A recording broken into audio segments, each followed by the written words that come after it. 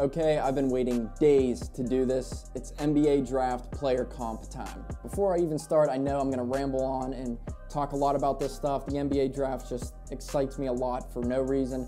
Gets me excited, so I know this is gonna be a two-part video. I'll do the first 7 in this video, and then the second 7 in part 2. So again, subscribe, get ready. The NBA draft will be here before you know it.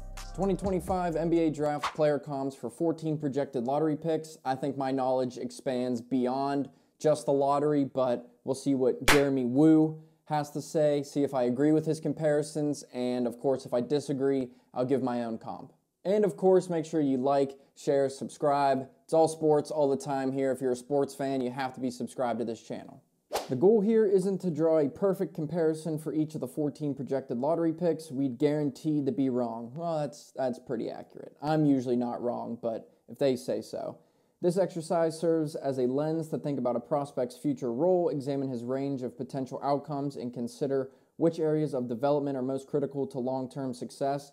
I think one of the best comparisons I've had so far, Caleb Grill from Missouri, I compared him to Max Strus, and I think that is the absolute perfect comparison for him. So we'll see, going through the lottery, we'll see what I can come up with. All right, Cooper Flagg, mock draft projection, #1 to the Mavericks. Could the Mavericks trade that #1 pick? What would happen if they do? My last video on this channel was about that, so go back and watch that. I think the Mavs will keep that first pick and take Flagg. The high end, they say Jason Tatum with more defense. I could see that. I didn't want to compare him to Jason Tatum just because they both went to Duke, but I think offensively they have sort of the same skill set, but I do agree that he is a more versatile and better defender than Tatum. Low end, Andre Iguodala with more offense. I could agree with that. I mean, in his prime, Iguodala was an elite defender, I think, offensive. He didn't have too much range or a bag, if you will. I think Cooper Flagg definitely is he's probably already a better offensive player than Iggy ever was, but the defense, I could see it. My comparison I had was a more versatile offensive Kawhi Leonard. I mean, they both have that defensive intensity. They can steal the ball, block shots. So I think that was a pretty good comparison. Yes, Kawhi is more than likely a Hall of Fame player. I don't know if I just got myself in trouble for saying that, but Kawhi, an elite NBA player. At the peak of his game, he's one of the best players in the league. I think that's a really high ceiling for Cooper Flagg, but I do think he has the potential to get there. In this case, the range of possibilities is more exciting than anxiety-inducing for NBA and value. The range of possibilities is more exciting than anxiety. In this case, the range of possibilities is more exciting than anxiety. Why can't I say that? In his case, the range of possibilities is more exciting than anxiety-inducing for NBA evaluators. I mean, if you're drafting Cooper Flagg, you know what you're getting, and you know he has a super high ceiling. I don't know if he'll be a superstar right away, but I don't think he will ever be considered a bust. #2, Dylan Harper, point guard, shooting guard from Rutgers. I think he can play both, maybe even small forward at times, depending on which team he gets drafted to. Mock draft projection, #2 to the Spurs. High-end, Jalen Brunson, but bigger. Low-end, D'Angelo Russell. I did do one of my NBA thoughts videos on TikTok and shorts on here about Dylan Harper. My comparison, a less athletic Donovan Mitchell, just because of the way, Donovan Mitchell in college, he was more known as a defender and highlight reel dunks and alley-oops and stuff like that. That's not what Dylan Harper does, but we've seen Donovan Mitchell now in the NBA kind of be more of a better offensive player. He's still good on defense, but not like he was in college. I think the way that Harper and Mitchell kind of control themselves when they have the ball and the way they attack the paint and rim, they go at it hard. So I went back, watched some Dylan Harper highlights at work because the grind never stops here, let's be honest. And just the way he would drive to the rim, it reminded me a lot of Donovan Mitchell. So I think Mitchell is kind of in between those two players, honestly. Mitchell might be better than Jalen Brunson. I might get myself in trouble for that again. But where I sit and where this guy sits, I think we're pretty close. So Harper's blend of size, power, scoring, and playmaking makes him a highly attractive pro prospect. 6'6", 215. I think he's got a good body, especially for a young age, to develop more in the NBA. Harper's high floor, due in part to his size advantage, handling the ball is a big part of his appeal. His mix of strength makes it hard to see him flunking in the NBA. I agree with that.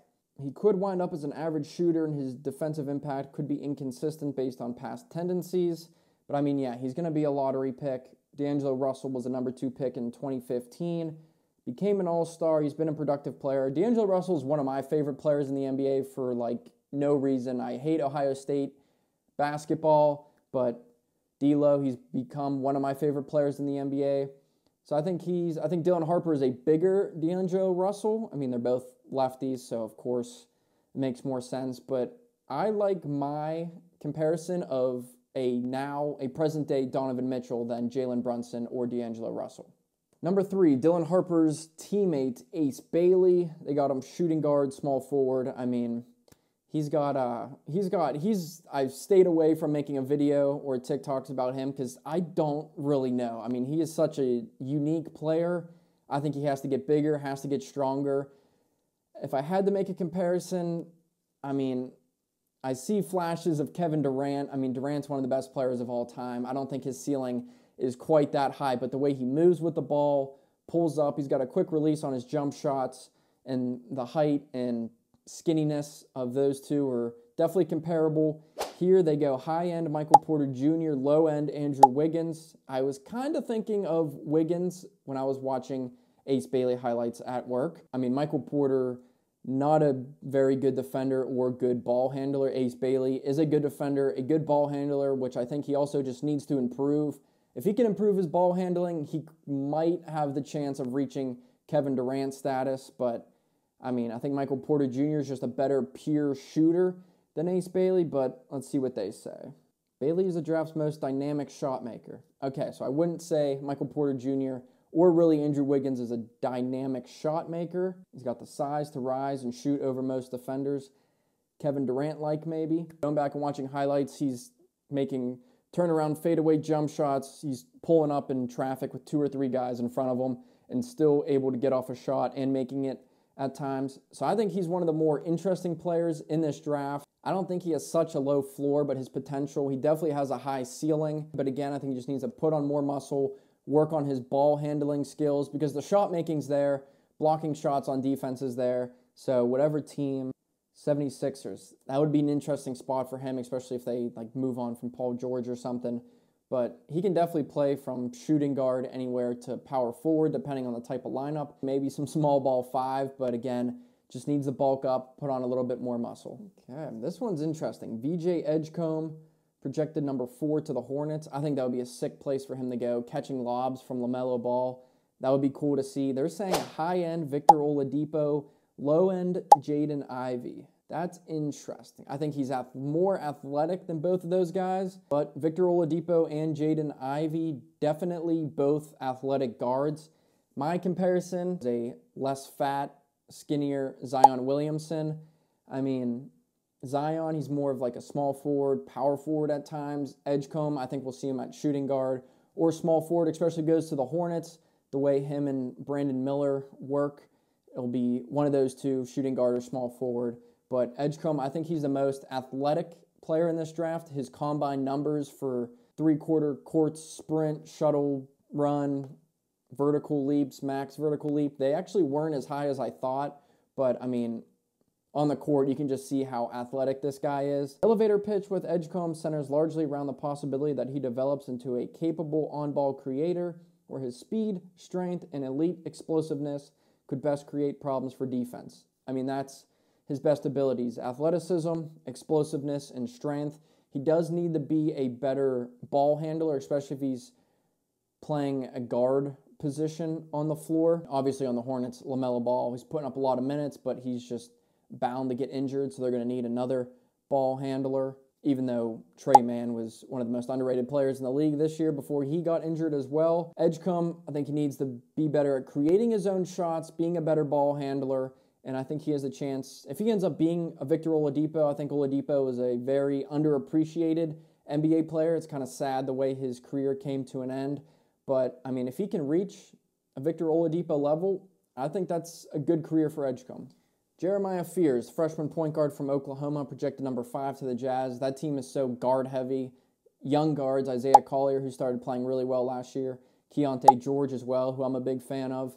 Fears, they say a high-end Monte Ellis. I saw somebody on TikTok say that. Ellis was a really good player in his prime. Low-end Jared Bayless. I mean, just because of his size, Fears, he's going to get compared to all these smaller guards. I still can't think of a comparison for Jeremiah Fears. He was really good in college, fun player to watch. I can't say Jalen Brunson. They do have different play styles, but Fears' profile has interesting stylistic elements that make him a tricky comp. Okay, so I'm not crazy that I can't think of one. He gets downhill and pressures the paint with more daring and craft than a typical guard his size, kind of like what Jalen Brunson does, but he's also not a historically good three-point shooter. Only shot 28% at Oklahoma. Considering his age, he's only 18, and the progress he made with the Sooners, Fears has a chance to be a dangerous scorer and playmaker, but there's a lot riding on whether he can be efficient. I'm just going to agree here and say that Monte Ellis is a good comparison. Small in size, can attack the rim, good free throw shooters, good ball handlers. I mean, Fears is a certified point guard with his size. He's not going to be playing any other position, but he is a good ball handler for a point guard. I think Monte Ellis, I would have to look it up, but I think Monte Ellis was a much better three-point shooter. Ellis may be a little more athletic than Fears, but again, his age and the skill set that he has right now, I think he could develop into a good NBA player. I think taking him at number 5 might be a little crazy. I think that is due to his young age, but I don't want to say he's going to end up being a bust, but I can't see him being like an all-star or superstar type of player. Tre Johnson from Texas. One of the best players in college basketball last year, I think. High-end Michael Redd, low-end Cam Thomas, but taller. That's interesting. I never thought about it like that. Cam Thomas. I mean, I think of Tre Johnson as like a better ball-handling Cam Johnson, maybe. I mean, Johnson, a better three-point shooter. I think at the end of their careers, Johnson's going to have a high... Oh, both named Johnson. I think Cam Johnson's going to have a higher three-point percentage than Tre Johnson when their careers are all said and done. But, like, body type, kind of tall, skinny. But I like the comparison to Cam Thomas, and I think Cam Thomas is a stud, so putting him on the low end, I guess that just means Tre Johnson has a high ceiling. But the way that he can create his own shot, and he's not afraid to take any shot, is a good comparison with Cam Thomas. Johnson is a fairly simple prospect to understand. He's likely going to shoot it and shoot it well. He's probably going to shoot a lot. And whatever else he ends up giving his future team will be gravy, not necessarily baked into their expectations. Okay, that's strange. But yeah, Johnson, a good shooter. He's probably going to take a lot of shots as a rookie. That might be risky, but if he catches fire, shoots efficiently, no team's going to have a problem with that. So I guess in conclusion, my comparison, Cam Johnson, a mixture of Cam Johnson and Cam Thomas is what makes Tre Johnson. All right, number 7, halfway through, from Duke, freshman center, Khaman Maluach, projected to the Pelicans. That would be an interesting team for him. They say high-end Rudy Gobert, but quicker. Low-end Daniel Gafford, but bigger. I think Daniel Gafford's better than Rudy Gobert, so I might have to, switch those two. He fits nearly into the rim-protecting, rim-running center archetype that has remained valuable through the NBA's various stylistic shifts of the past couple of decades. I mean, he is a big body. I just think rebounding-wise, he has to be more aggressive. If he could put on some more muscle, that would also be good for him. A team like the Pelicans, their entire team gets hurt every year for the past couple years. His ceiling, is a backup center in the NBA. Might get tossed around between a couple teams, but he is a really good shot blocker, a very good finisher around the rim, mostly because he's 7'2", 7'3", whatever he is. But if he could develop handles or somewhat of a mid-range jump shot, which I don't see him doing, he could be a little more dangerous. Taking him at 7 might be a little bit of a risk just because I don't know how successful he'll be in his career, but a young age, a big body, a lottery pick, why not? My comparison, I can't think of a specific player, but he's just a combination of some of those typical big centers in the NBA that don't do much rather than finish lobs and block shots. So a mixture of Rudy Gobert and Daniel Gafford, I think is good. I don't think he'll ever reach the height of either one of those two, but like I said, backup center, if he can have a long career doing that, I think he'll be just fine. Well, I realize that I'm rambling on again. I just can't stop talking about this stuff. NBA draft prospects, comparing them to NBA players, it just gets me excited, so I just keep going and going. This is going to be a two-part video. Subscribe for part 2. The NBA draft is coming up, and you're definitely going to want to see these videos and all the other NBA draft stuff I've posted. So subscribe, get ready for part 2. It'll be out shortly.